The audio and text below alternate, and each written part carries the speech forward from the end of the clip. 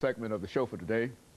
The topic is the Tennessee Board of Regents, and we're talking to Chancellor Charles Manning of the Tennessee Board of Regents. And of course, Chancellor Manning, before we had our first commercial break, we were talking about the state lottery. And we want to give you an opportunity to talk about that, because I think that that is a tremendous opportunity for a large number of people. But we also find that not many people are aware of exactly how it might be able to help them in terms of their education. So if you could give us that information. Well, it's you know, for a university, it's about $3,000 a year, and so it is a significant help.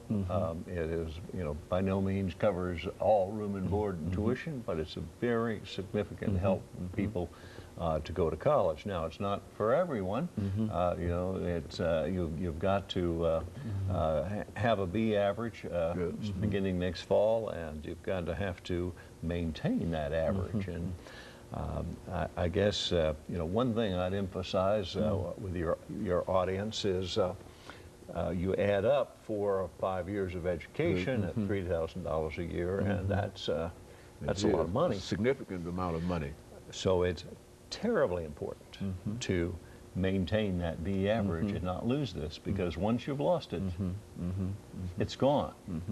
And you know, there are a number of strategies that you I ended up in chemistry. Not everybody finds math and science easy. I had a harder time with history. Probably that's why I moved out of history.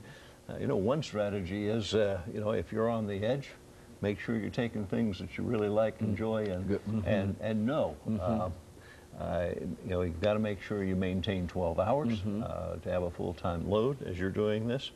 And another strategy I'd mention is that there is, you know, if you're right on the edge, there's quite a bit more personal attention in a community college, and there is an option. You can transfer back and forth. University, community college don't get as much money, but relative to its cost, you do. And if you're kind of on the edge of keeping that, that's another strategy you might use to make sure you maintain that and don't lose the scholarship.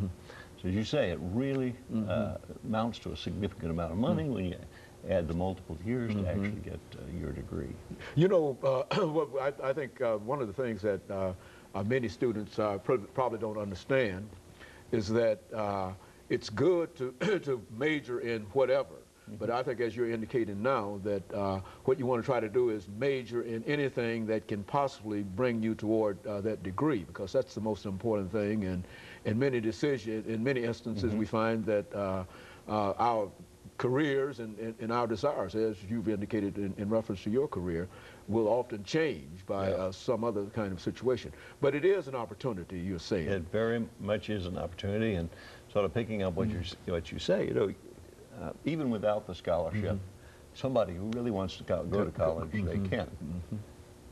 But they may have to borrow money. Now, sort of the worst situation to have is to have borrowed money going to school and not finish. No, that is really you need to finish, get that degree. That's what really, you know, it's that sort of final step, even though you've learned stuff all along the way.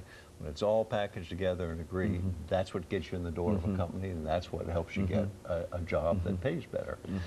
And, you know, all, you know, kind of national look at this, your lifetime earnings definitely correlates with the amount of education you have going up with increased education. So it's very important to finish. And a lot of what we're trying to do is